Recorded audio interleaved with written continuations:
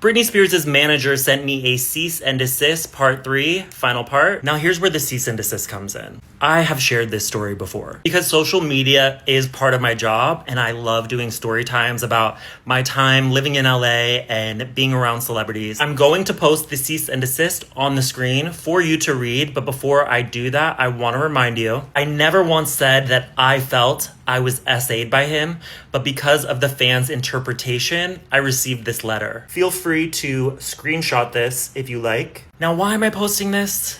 Because I'm a badass and I don't give a fuck, but also because I have been in contact with many high-power lawyers over the years due to my relationships with high-profile people. Something that struck me about that email was all of these lawyers that I've ever conversed with had one thing in common. The bottom of the email always had this confidential, like warning you not to share this with anyone, but it was missing from this, which did make me wonder, is this even legit? As I told you from the beginning, I rejected Cade's advances to the point that he also told Mariah and her manager that nothing happened between us because I'm unattractive. However, Cade and his lawyer in that letter say that I got completely undressed, that I gave him, and that he could describe on my life, on my mom, on my bank account.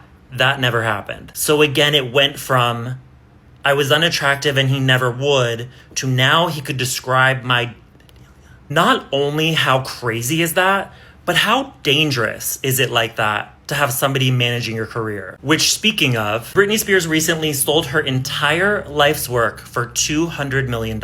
Anyone with 2 eyes and 2 ears can tell that woman is not in a position, in a clear state of mind, to be able to sell her life's work. My girl was just arrested for a DUI. She was speaking gibberish. She was inviting the police back to her home to have lasagna and go swimming in the pool. She went to rehab, and you're telling me that she's in a position, a mental state, to be selling her entire life's work? Whatever lawyer, as well as Cade, who allowed her to do that, that's scary. And if you want to go further down the rabbit hole, Cade should not have been paid for that sale if he was. Now, why?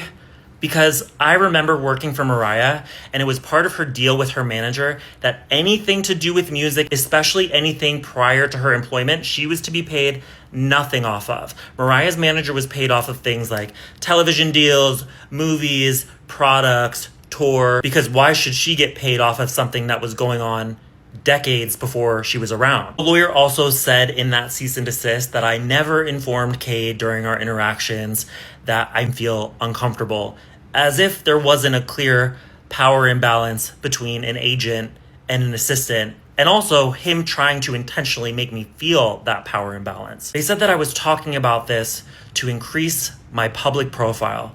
Well, the first time that I shared this, I had 30,000 followers on TikTok. Now, I have over 400,000 followers. And he's continued talking shit about me since this.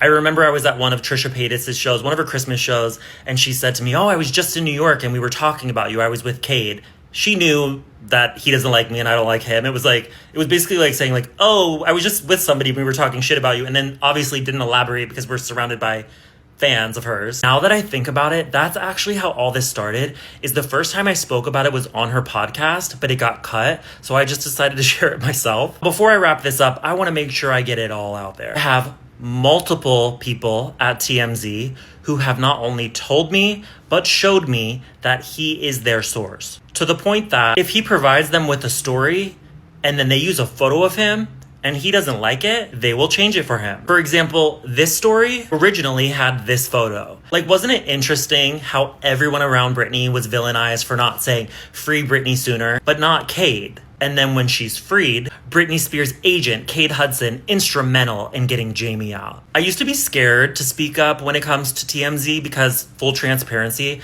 I had a book that came out a year ago which goes into a lot of this, like what it's really like behind the scenes working for a celebrity. And I didn't want to ruin my chances of them posting about it, but I've seen how TMZ works, like every single step of the way. I've seen sources deliver stories to TMZ and then they post it when it's 100% not even true because they just believe, I guess, whoever's close to that celebrity. If you guys are interested, I can do full-on story times of things that were posted to TMZ that I know for a fact that are a lie that I was there for. Because maybe this sounds ridiculous, but I used to take TMZ as the Bible. I was like, if it's on TMZ, it's true. But now I read the story and I'm like, who is putting this here? Who is it benefiting? To wrap up, the point of all of this was fans are asking, is Cade a user? Well, he tried to get me to sleep with him by showing me photos of him with celebrities. He tried to land Kris Jenner's lawyer the same way. He allegedly offered a heterosexual actor money to introduce him to Amanda Seyfried. And now Britney Spears' Instagram story is being used as an ad for his boyfriend's play. I'll let you connect the dots.